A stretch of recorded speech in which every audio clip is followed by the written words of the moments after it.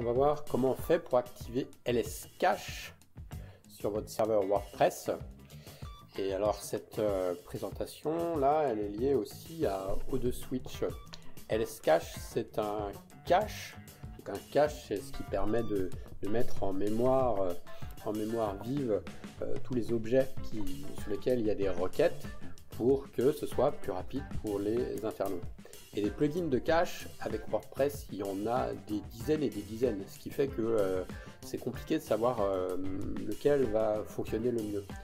Là, LS Cache, c'est un plugin qui marche côté WordPress, mais qui est aussi en lien avec le système d'exploitation du serveur, avec ce qu'il y a d'installé sur le serveur, les modules qui sont sur le serveur, ce qui fait que c'est extrêmement puissant. Ça marche pas LS Cache si ton hébergeur il propose pas le serveur, il n'a pas mis en place ce qu'il fallait côté serveur. Alors la config côté serveur, moi je la connais pas puisque ça c'est l'hébergeur qui le fait, et donc le fait d'avoir ce plugin qui est activé, ça va te permettre d'avoir des performances optimales puisque tu marches main dans la main avec ton hébergeur. Donc là, O2Switch, si tu connais pas, je t'ai mis un lien en dessous dans la description, tu peux t'inscrire. Tu vois, c'est un hébergeur qui propose une offre unique et je crois que c'est pour à peu près 60 balles par an. Tu peux héberger autant de sites WordPress que tu veux. Tu imagines autant de sites WordPress que tu veux avec des performances de dingue, quoi. Un support au top et au niveau technique, ils sont vraiment bien. Donc LS Cache, donc c'est Lightspeed Cache. Donc si on regarde un peu, tu vois, ce plugin là, il y a 1 million d'installations, tu vois, 3 jours, mis à jour il y a 3 jours, ça veut dire il est actif, là, il y a plus de 1000 appréciations 5 étoiles. Donc tu peux y aller les yeux fermés. Alors, et en plus c'est un cache qui est extrêmement complet. Ok, il va cacher les pages, mais il va aussi cacher les images, il va faire de l'optimisation d'images et puis il peut faire tout un tas d'autres choses. Allez, je te montre comment ça se passe. Donc l'installation de LS Cache, elle se fait en 2 étapes. La première étape, c'est que tu vas donc chez ton hébergeur, donc tu vas dans ton cPanel. Ton cPanel, c'est le back-office pour gérer tous tes services. Donc là, moi j'ai tapé LSC et puis directement, hop, voilà, Lightspeed Cache. Je clique là-dessus. Alors il y a O2Switch propose deux systèmes de cache, Lightspeed Cache et Extreme Cache. Les deux sont mutuellement exclusifs, c'est-à-dire que tu choisis soit l'un, soit l'autre.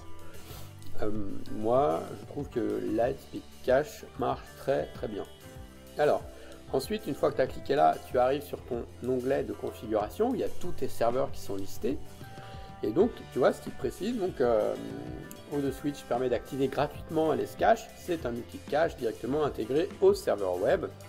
LS Cache présente des performances similaires à Extreme Cache, et ils disent que Extreme Cache c'est plutôt pour des besoins encore plus pointus.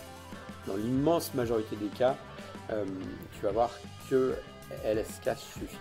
Donc une fois que tu as choisi, tu vois, je ne l'ai pas encore activé sur ce serveur là, et donc là je vais l'activer, je vais cliquer sur ce bouton là. Avant de le faire aussi, autre particularité de O2Switch, c'est que tu peux avoir des IP personnalisés, ce qui fait que c'est intéressant. Si tu héberges plusieurs sites web, ça évite qu'on retrouve l'endroit où tu as hébergé tous les sites web. Donc pour être plus discret, c'est vachement bien. Donc là je vais activer LS Cache, donc là il est en cours d'activation, et une fois que j'aurai fait ça, eh bien je vais me préoccuper de la configuration, cette fois côté WordPress. Donc, tu vois là c'est en train de se faire, on va laisser faire, voilà. Et là après, donc voilà, maintenant c'est activé, d'accord, c'est activé. Et il me dit la configuration du cache s'est bien passée pour le nom de domaine avec mon adresse IP. Le cache LS Cache est bien active. Si vous utilisez un CMS, donc un Content Management System tel que WordPress, n'oubliez pas d'installer l'extension LS Cache. Ok, maintenant on va côté WordPress. Donc sur WordPress, il faut que tu ailles installer l'extension LS Cache. Donc là, tu tapes LS Cache dans ajouter les. Tu vois ici, tu vas dans extension, ajouter les extensions LS Cache. et puis tu vas l'installer. Alors moi j'ai déjà installé, mais tu vois, toi tu cliques dessus, tu fais télécharger, et puis après tu fais activer. Une fois que ça c'est fait, au niveau de la configuration de LS Cache, donc il y a plein de choses que tu peux faire. Je te conseille, si tu n'es pas un expert LS Cache, de ne pas toucher à tout. On va regarder juste quelques options intéressantes. Donc tu vas après là dans ta barre d'administration ici, tu vois ta Lightspeed Cache, et puis tu vois tous les sous-menus. Donc là on va regarder le dashboard, donc c'est le point de vue d'ensemble, tout est à 0 puisque je viens de l'installer, ok, et puis il n'y a pas de trafic puisque c'est un nouveau site. Donc là voilà, ça te permet, après une fois que le site il est actif, ça te permet de voir où t'en es, l'utilisation, la mémoire, de la bande passante, etc. Ok, donc je vais te montrer moi les paramètres que je change systématiquement. Donc on va voir ici, donc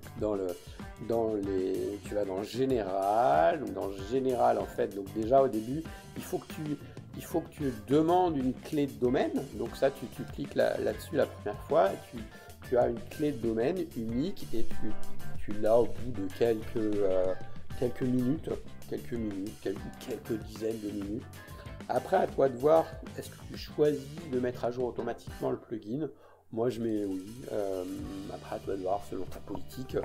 Moi je mets oui parce que dans 99% des cas, les mises à jour automatiques se passent bien, et pour le 1% des cas qui restent, bah, on est capable de faire un rollback et de revenir à la version précédente. Je touche pas au reste. Après ici, tu as les options de cache.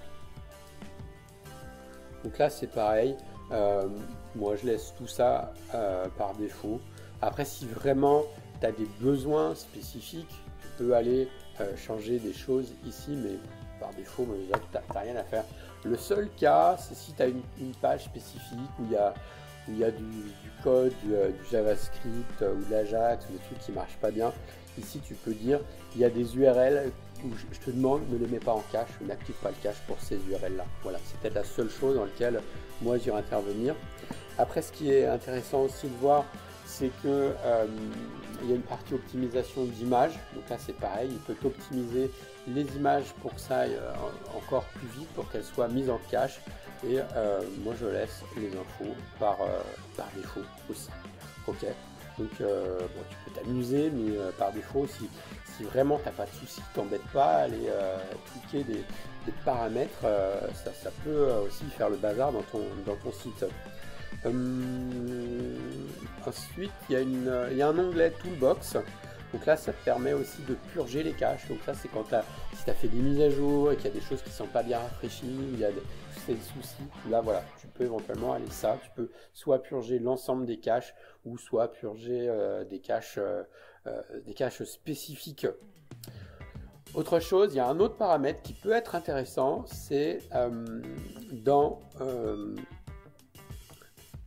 les optimisations, hop, dans les optimisations, ici, page optimisation, tu peux faire du préchargement DNS. C'est-à-dire que, tu vois, forcément ton site, si tu regardes dans le code source de ton site, là j'ai rien activé, tu vas voir qu'il y a des requêtes vers Facebook, vers YouTube, vers Google, etc. si tu as installé les pixels et les codes de tracking.